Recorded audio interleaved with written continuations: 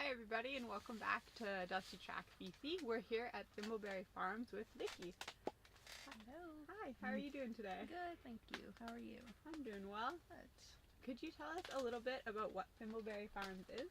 Yeah, so we are located in Terrace, British Columbia on Tsimshian territory. We're on a little patch of land called Bronze Island, and we're just 5 minutes away from the mighty Skeena River. So we're lucky to be growing in sort of the floodplain of the Skeena, which is known for its really nice soil. So we feel really fortunate to be growing here. So we have a really small farm. It's just over 3 acres, and we primarily grow vegetables, which we sell locally. In the farming world, we would call that a market garden, so just like a mix of different vegetables that you bring to market. We also raise meat for ourselves. We have layers. We raise chicken for our family, rabbit, and we also have a couple of sheep. Awesome. I know rabbit is kind of an unusual choice for meat. What made you pick rabbit? First of all, I love rabbit meat, and it's hard to come by. And also from sort of like a sustainability and like homesteader standpoint, it's a really amazing meat. So health-wise, low in cholesterol, high in protein. It's kind of like eating the dark meat on a chicken. They also have really good feed to meat conversion ratio. So when you're raising meat, you want to think about like how much feed the animal is taking in and converting into meat, and rabbits do a really good job of converting what you're feeding them into meat. And they also can just, we do supplement our rabbits with pellets, but our grow outs, which are the rabbits that we will eventually eat, actually live in rabbit tractors. So they're kind of like movable hutches that are on the ground. And the rabbits live in there. We move it every day, and every day they have access to fresh grass. So, yeah, it's pretty efficient that way. Yeah, that's really awesome. And they're cute. That does make it a bonus. Yeah. And you mentioned on your website that you guys are an ethical and sustainable farm. What does that kind of look like in practice? So that almost makes me want to change the wording on the website, because I think we aim to be using ethical and sustainable practices, and of course that's totally on a spectrum.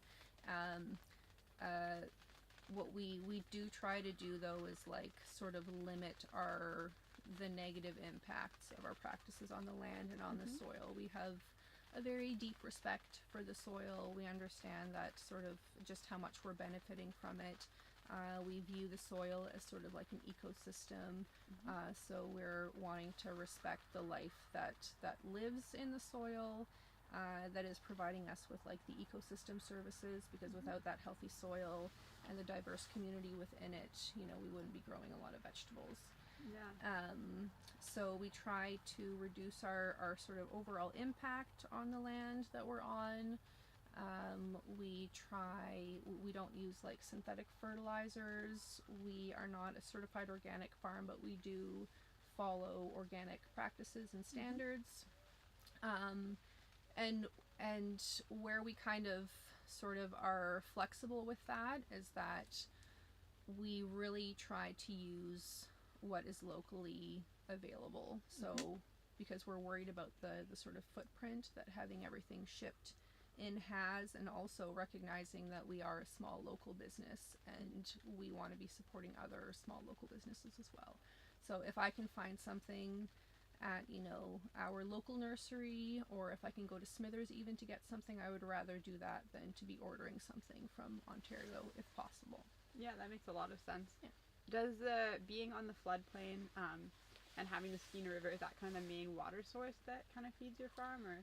Yeah, so we're on a well. We're not on city water here, and we actually I kind of joke that the river is running right under us, because we have a very shallow well that sort of is the water source for our house, the farm, the irrigation, and we've never, knock on wood, had an issue with that. But who knows, that could possibly change even in the 6-7 years that we've been here. We've just seen it get so much hotter in the summers and getting heat waves earlier in the season, and I just have a hard time believing that that's not something we're going to be dealing with in the future. Yeah. Does the kind of dry winter that we have, is that going to be impacting your kind of summer growing season?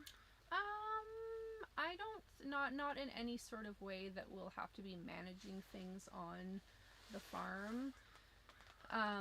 That's sort of another that kind of ties into your previous question about sort of our sustainable practices, is that we do a lot of like the no-till practices are about retaining moisture, and so we do a lot of mulching, and we actually don't irrigate a lot as it is. So I think we're kind of already set up for dealing with a little bit of those things. But I mean, that doesn't mean it's not going to impact everything around us. So yeah, that makes sense. You built in a way that it makes you a bit more protected against the kind of climatic changes that are happening, but it obviously is still going to impact you. Yeah. You know what's funny about that too is that a lot of those, some of those choices that we make and how we farm are based on like the information that we have. We're researching, like what is regenerative agriculture, what are sustainable agricultural practices, but a lot of what we do, including no-till growing, just like we came about it because we are like shoestring farmers. We purchased this property and we really had like no money. So one of the first things I did was like Google farming without a tractor, because we didn't have money to buy it and we knew we wouldn't have the money for a long time, and no-till farming popped up, and so I started researching it, and I was like, wow, this actually like is kind of the benefits go way beyond your bank account. It's kind of exactly perfect for what you guys are doing. Totally. And how do you like, it seems like there's so much knowledge that obviously comes along with being a farmer. How did you find yourself in that position of having that knowledge? YouTube and books. YouTube and books. I did take some courses from Dalhousie. They have an agriculture program there, and they had kind of a distance learning kind of like diploma program for organic farming. And there are people in that program from all walks of life, but a lot of people in it were folks often in multi-generational farms where like a farm has been in the family forever, and the young generation is now interested in converting to organic. But I did learn some things there, but honestly, a lot of YouTube, a lot of books, and figuring it out as you go. Yeah. That's really awesome. Yeah. And what made you want to be a farmer? Mostly just my love of food and animals. Growing up, food was like a pretty important part of people's lives, and on both sides of my family, one side in particular, like a garden was really important because the family was so poor and they really relied on that. And so I think there was like a respect for growing food that came from that. And yeah, I mean, I love the lifestyle. I feel like in my education, which is like I have a degree in international relations, one of the things that I learned and that really stuck with me is that sort of like most of the change that happens in the world is like not flashy at all. It's not big. It's like it's grassroots, and that's one person doing their best one step at a time to make a little bit of difference in their own life and how they live their life, and then hopefully spreading that to like 6 people, 12 people. And it just made me feel like I could spend my days doing something that was like meaningful to me personally, that allowed me to connect to people, and that let me make like sort of spend my days doing something meaningful and ethical. Yeah, that makes a lot of sense, and like it really kind of honoring that kind of food to plate relationship is really, really important. What's your favorite part of being a farmer? You kind of answered that in that of why you chose to be a farmer, but if you had to pick Yeah, I mean, definitely like on a, I guess like a macro scale, it's the connection with people, and it's the like having this knowledge that is kind of relatable to people who are growing one little garden box in their backyard to people who have been farming generations on acres and acres. Like there's that kind of common thread of like you're growing food basically. Yeah. But in the day-to-day it's kind of actually like instant gratification. There's so few things in life where you can like you have control and like the idea, the sort of the work into bringing that idea to fruition, and then like enjoying the fruits of your labor, no pun intended. Yeah. So yeah, like how often can you think of in life where you can say, I'm gonna grow a tomato, you buy the seed, you plant the seed, every day you water the seed, you transplant the plant, you prune it, you feed it, you water it, and then boom, you have tomatoes. Yeah. There's basically nothing else like that you get to have the whole process there, and like you said, enjoy the fruits of your labor.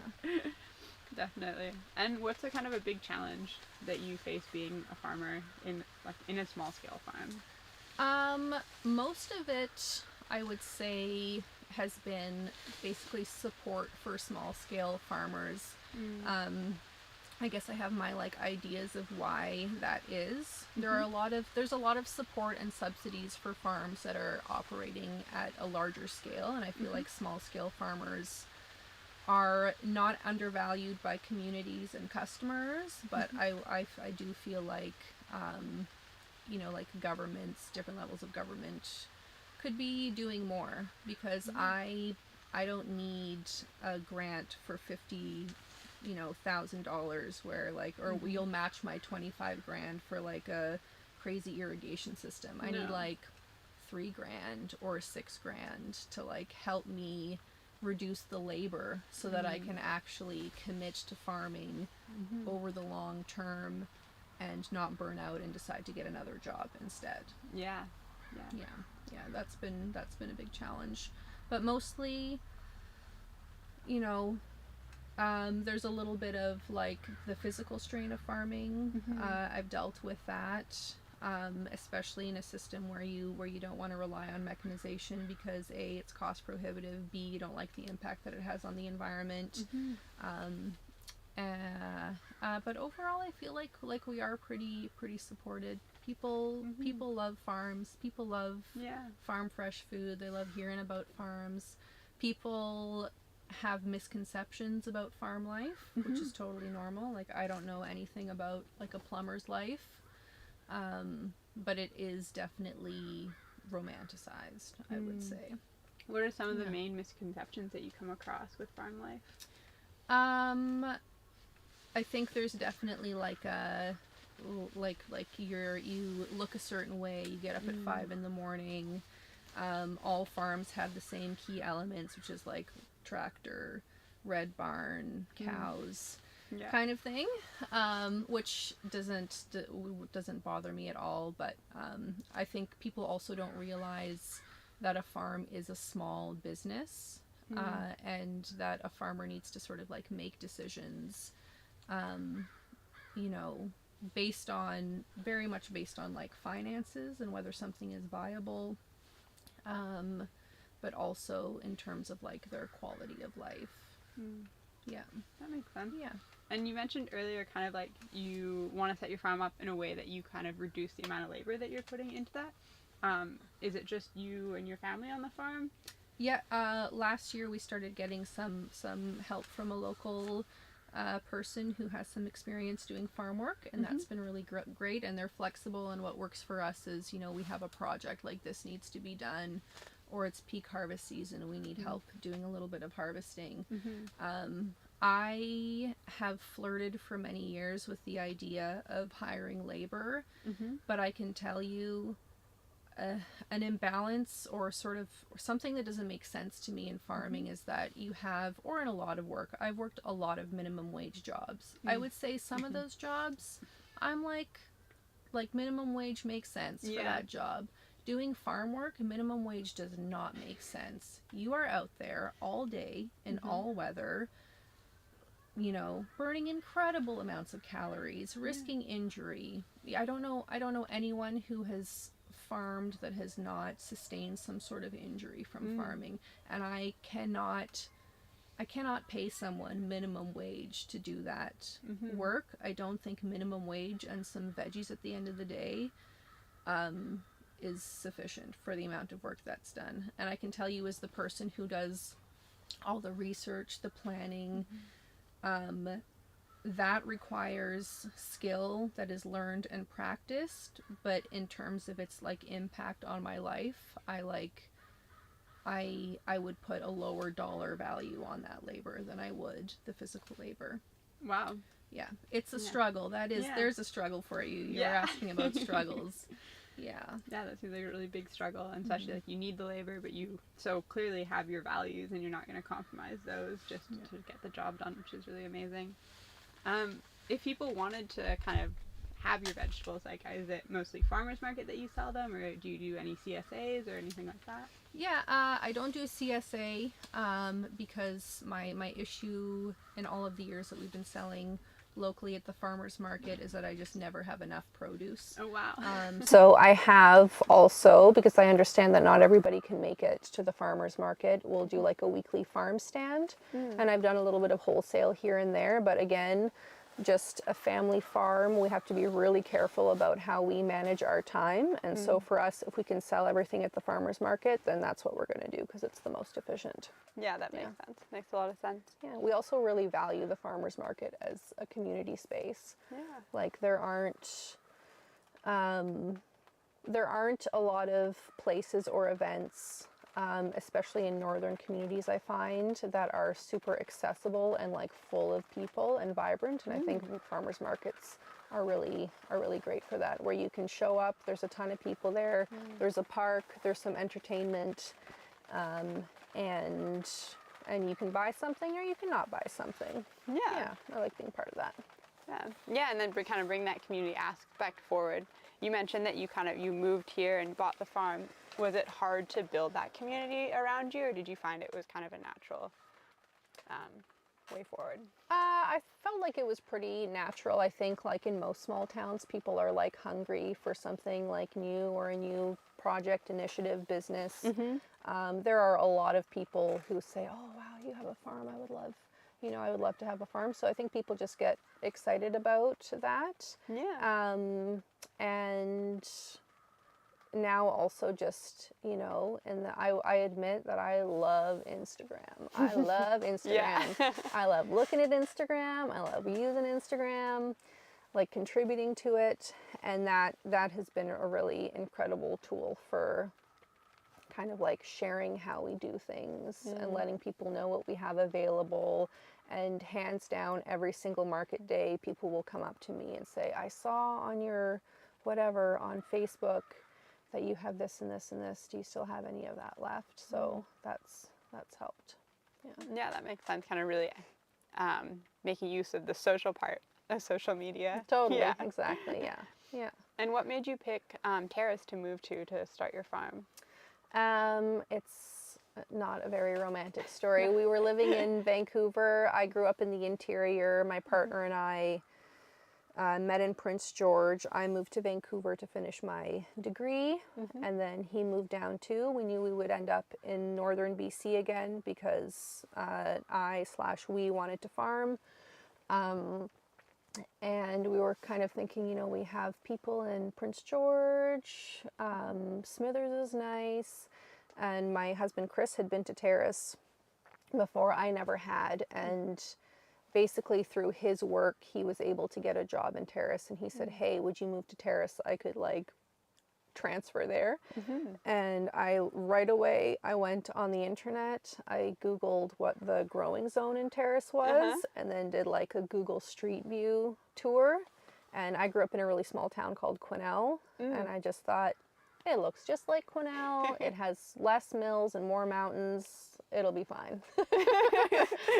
And so up we came. Yeah. Here you are. Yeah, and we like it. We had initially said, we weren't going to commit for like 5 years. And then after 1 year, we ended up feeling pretty committed. And then I used to sort of do a seasonal drive through all the kind of agricultural areas just to see what things looked like at different times of year.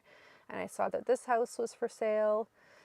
we went to look at it, not thinking we would buy it. And as we were driving away, I said, gosh, like it's so perfect, but we're just not ready. And Chris was like, nope, I think we're going to do it. Like I so clearly remember pulling out of the driveway and having that 10-second conversation, and here we are. That's amazing. Yeah. Yeah, the place really called to you, and it is a really cool space. What are all the different kind of things that you grow? So you mentioned that you guys are obviously growing vegetables and whatnot, but does the climate around Terrace, does that limit what you're able to grow, or are you able to kind of grow what you want to eat? Yeah, I don't have a simple answer for that. I do grow things that I like to eat, because it's really hard to sell anything if you don't believe in it yourself.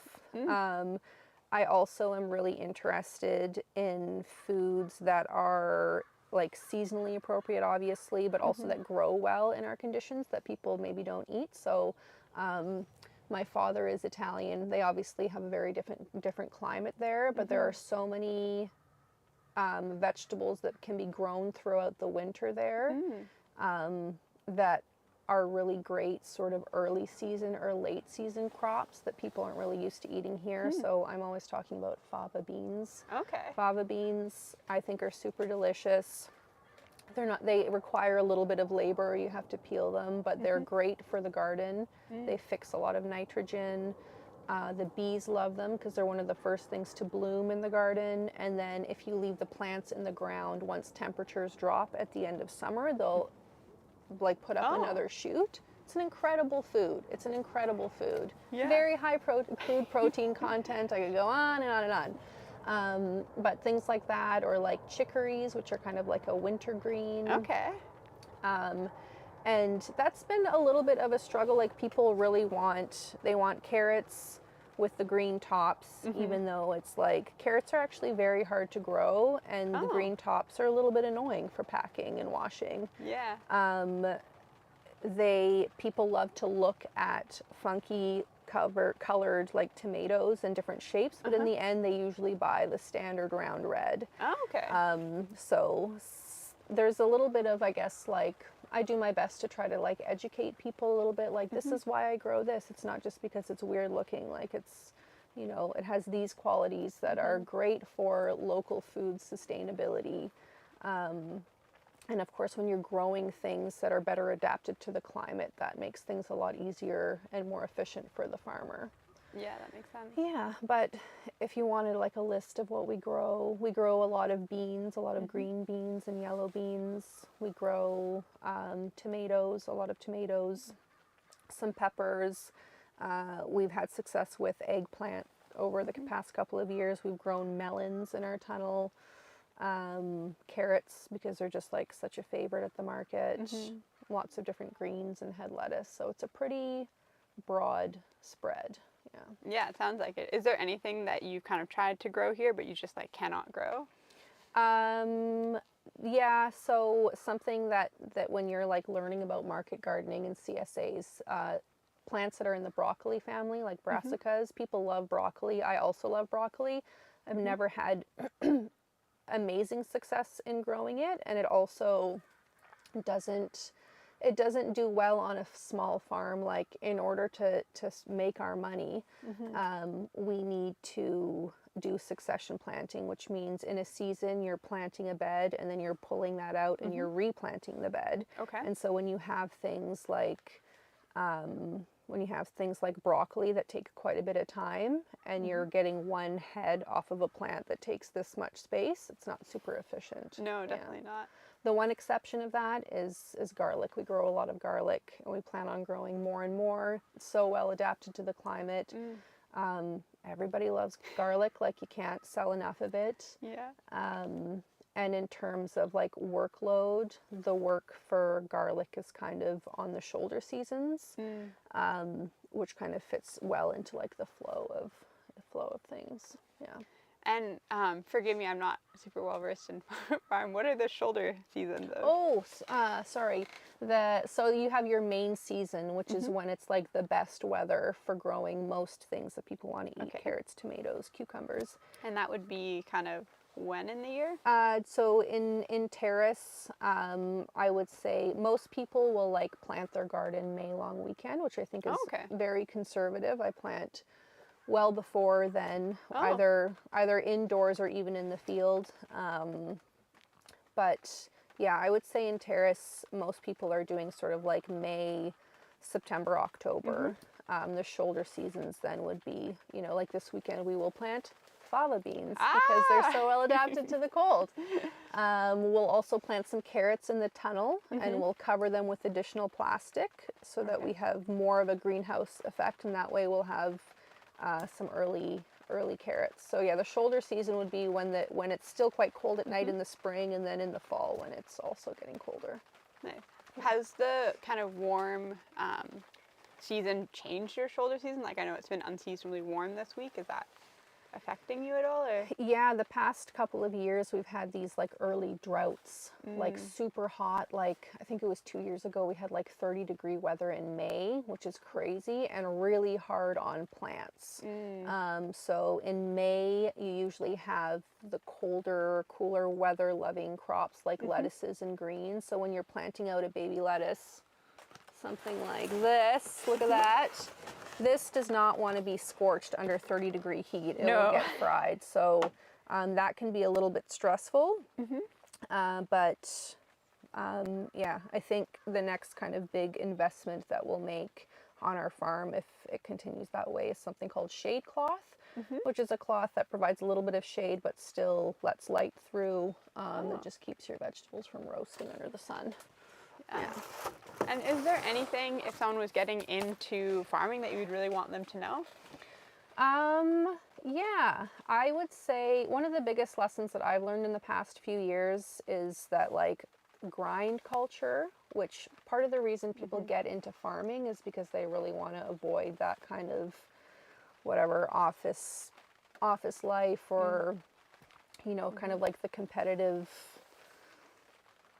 corporate world or whatever, but that totally exists in farming, and there's definitely this kind of like martyrdom that exists, especially among small farms. Like, you're working so hard, you're working this many hours a day, and that really sucks. Yeah. And I was definitely I bought into that for the first couple of years, and had to sort of like a couple years ago reassess my relationship with that. So this past year and this year, I'm actually not full-time farming. I have a part-time job off the farm, and most people, their goal is they get into farming, they're farming part-time because they need to pay the bills. I obviously, I have a family, so, my husband was like paying the mortgage and I was doing the farming full time, and I went the opposite way where I was like, you know what, I actually don't know that I want to farm full time. So as in life, not getting too attached to an idea because things might not work out that way. Yeah. And everything else really depends on where you are, your climate, and the resources that you have. Something that we really struggle with is our access to supplies and equipment.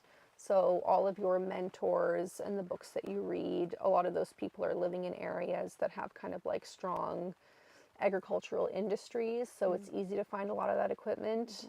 We don't have that in Terrace, so you got to get kind of scrappy, and that's one of the reasons why we have a mixed farm, is that we do not want to be shipping in fertilizer. We want to create our own fertility and sort of work with what we have.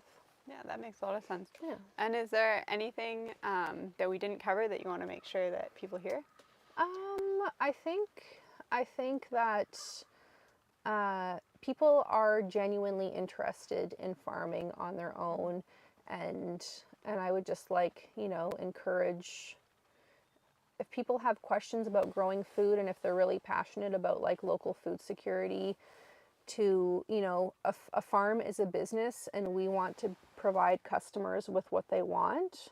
But if you are interested in supporting like a sustainable local food system, the conversation needs to also go the other way. Like, Ask your farmers what grows well for them, and maybe try introducing that into your diet. Like, it requires, if we're working towards like a different food system, it requires changes and adjustment and maybe even some sacrifice, not just on the part of the people who are growing the food, but also the people who are buying and eating it.